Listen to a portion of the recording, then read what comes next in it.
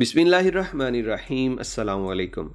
चंद दिन पहले खबर सऊदी अरब से सामने आई थी कि बहुत जल्द सऊदीया में 4 दिन काम का कानून पास हो रहा है, लेकिन बाद में उसे गलत करार दे दिया गया क्योंकि ये खबर किसी गलत फहमी की वजह से मीडिया के बड़े चैनल्स ने चला दी थी।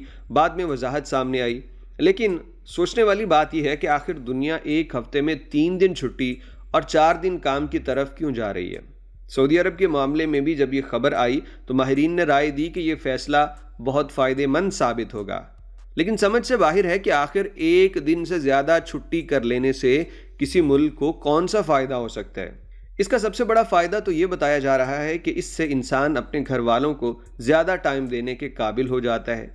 इस वक्त दुनिया के ज़्यादातर ममालिक में सरकारी और निजी इदारों में हफ्ते में 5 दिन काम किया जाता है, लेकिन अगर इतनी ही तनख्वाह में 5 की बजाय 4 दिन काम किया जाए और लोग बाकी 3 दिन अपने ख़ानदान और दोस्तों के साथ वक्त गुजारें, तो क्या इससे उनकी कारकर्दगी बेहतर होगी या फिर ख़राब होगी? इसी बात का जायज़ा लेते हैं।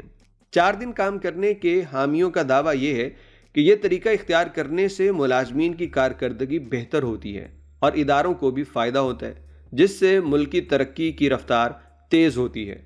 अगर हम इन ममालिक का जायज़ा लें जिन्होंने ये तरीका आजमाया है, तो हमें इस बात में हकीकत मालूम भी पड़ती है।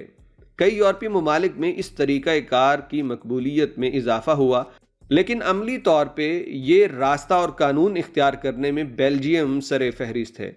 बेल्जियम में सबसे पहले इस कानून को लागू किया गया था।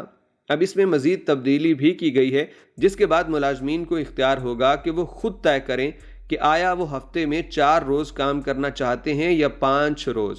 4 दिन काम करने की सूरत में उन्हें हर रोज़ ज़्यादा वक्त काम करना पड़ेगा, यानी वो 4 दिन ड्यूटी पे आएंगे, लेकिन रोज़ाना अगर 2 घंटे ज़्यादा वक्त देते हैं तो उनके 5 दिन ही कंसीडर होंगे।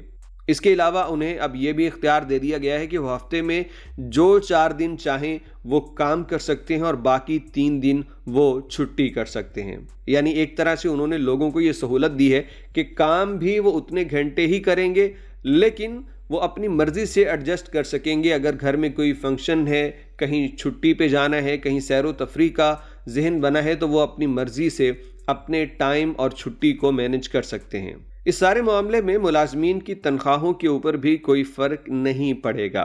जब मुलाजमीन को ज़्यादा दिन छुट्टी मुयस्सर होती है तो सर्वे किया गया है कि बाकी दिनों के अंदर वो पूरे ध्यान से अपने कामों में लग जाते हैं, जिसके नताइज बड़े मस्बत आते हैं। जापान के सरकारी डेटा में इस बात को तस्लीम किया गया है कि 4 दिन काम से मुलाजमीन के रवैया में काफ़ी बदलाव देखा गया है, उनके काम में भी काफ़ी बेहतरी आई है। आइसलैंड में भी बेल्जियम की तरह के इस मॉडल का तजुर्बा 2015 और 19 के दरमियान किया गया था। ताहम इस मुल्क ने हफ्ते में 40 घंटे काम की बजाय दौरानिया भी कम किया। आइसलैंड ने एक छुट्टी भी बढ़ाई और 40 घंटे काम को 35 घंटों तक महदूद कर दिया। ताहम तनख्वाह उतनी ही रखी जितनी पहले हुआ करती थी। दीगर ममालिक में होने वाले तमाम तजुर्बात कामयाब रहे, जिनके नताइज का जायज़ा लिया गया तो मालूम हुआ कि शुराका की सेहत में नुमायाँ बेहतरी रूनुमा हुई है और उनकी कारकर्दगी भी बेहतर हुई। कामयाब तजुर्बे के बाद इस मॉडल को कई दूसरे ममालिक में भी लॉन्च किया गया। आइसलैंड के 86% मुलाजमीन हफ्ते में 4 दिन ही काम करते हैं।